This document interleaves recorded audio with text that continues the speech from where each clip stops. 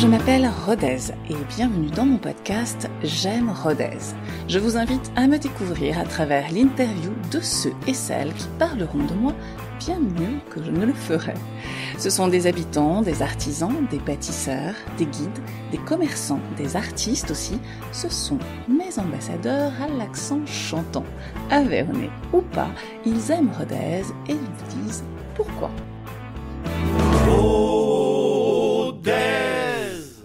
Bonjour et bienvenue dans la seconde partie de mon podcast J'aime Rodez, consacré au fromage le Rodez. Dans la première partie, je vous ai fait visiter l'entreprise de fabrication de ce fromage. Cette fois, je pars à la rencontre d'un fromager affineur qui va vous parler à sa façon du Rodez. On le retrouve tout de suite, c'est Mathieu Douls. Allez hop, c'est parti. Bon, bonjour Mathieu. Bonjour. Alors moi j'aimerais que tu m'expliques depuis combien de temps tu es ici. Et apparemment c'est une histoire de famille, alors raconte-moi tout ça s'il te plaît. Alors exactement, passage du Mazel depuis 2011. Par contre, alors, je suis petit-fils et arrière-petit-fils de commerçants donc dans la rue de Bona à la Rodez. Mes grands-parents étaient charcutiers et épicerie de ménage à l'époque ça s'appelait, donc ils vendaient de la charcuterie bien sûr et aussi des produits du quotidien, du fromage aussi. Ensuite du coup j'ai eu l'opportunité moi de reprendre à la suite de mes grands-parents, donc j'ai été formé par mes grands-parents et de fil en aiguille la rue de Bonal je voulais un petit peu développer mon activité et j'ai eu l'occasion d'acquérir la crèmerie du Mazel à Monsieur Doléan donc en 2011. Alors pour aiguiller un petit peu les touristes quand même Mathieu, quel est le top 5 même si on va pas donc tous les citer des fromages que tu recommanderais? Alors moi les touristes donc si on parle de fromages locaux, en numéro 1 moi je mettrais le Roquefort bien sûr. En numéro 2 je mettrais bien le Péray, donc il n'y a pas l'AOP mais qui un jour j'espère l'aura. C'est un super fromage avec une typicité notamment sur les fromages au lait cru. Numéro 3 l'Aïola AOP, donc de l'Aubrac. Ensuite moi ce que j'aime beaucoup c'est les tomes de brebis, donc on va pas citer comme ça on vexera personne, mais une tome de brebis fabriquée de l'Aveyron. On a des petits fermiers qui travaillent super bien. Un numéro 4 et un numéro 5, on va rester vraiment dans du local, on va mettre du bleu d'Écosse. D'accord, et puis on rajoute bien sûr le Rodez, et le fameux Rodez, en sixième position. Alors, tu nous as parlé du top 5 de tes fromages, et moi je voulais te parler du vieux Rodez. Alors, qu'est-ce que c'est que le vieux Rodez? Peu de gens le connaissent, Mathieu. Alors, le vieux Rodez, c'est un fromage de vache, donc à pâte à presser, qui a été inventé pour des Italiens et qui est vendu du coup en grande majorité, donc 97% de sa production est exportée en Italie du Sud dans les Pouilles. Et alors ce fromage, nous on le vend particulièrement aux professionnels, donc aux restaurateurs et aux cuisiniers, donc du coup pour la ménagère qui va faire un risotto avec... C'est quoi justement ta recette préférée avec le vieux Rodez? Le Rodez c'est sympa, il y a des restaurateurs qui font des tuiles au vieux Rodez. Donc mise en bouche, c'est sympa, c'est très voilà, c'est spécial dans les salades. Dans la salade, c'est très bien pour faire les salades mais pour remplacer le parmesan, du coup, c'est très très bon. Donc dans la salade, dans les risottos, je disais, après sur le carpaccio de bœuf, la viande de bœuf sur les carpaccios, ça me donne l'eau à la bouche tout ça. Sur les pâtes fraîches également, voilà, donc vraiment comme un parmesan. Alors, tu m'as dit tout à l'heure qui le commercialisait, ce vieux Rodez, mais qui le fabrique en Aveyron? C'est qui le fabrique, du coup, c'est la société fromagère de Rodez, qui est à Rodez même, et qui le fabrique, du coup, dans les anciens locaux de Valmont, à la Cantarane. Qui t'en prend le plus, en fait, de ce fromage, ici? À part toi. Il y a moi, bien sûr, en premier. Non, ensuite, il y a surtout les restaurateurs, donc, du coup, comme je vous disais, qui s'en servent. Donc. Et ensuite, on a une communauté d'Italiens, du côté de Nice, sud de la France, à qui on expédie le Rodez. Alors, pas toutes les semaines, mais quasiment toutes les semaines, on envoie des colis de Rodez. C'est presque ton meilleur client. C'est des Italiens, alors c'est rigolo. Et tu nous appelles, ils ont l'accent vraiment des Italiens, c'est rigolo. Ça, c'est une belle anecdote, en fait, quand même. Sympa. Vendre du Rodez aux Italiens. Qui habitent en France.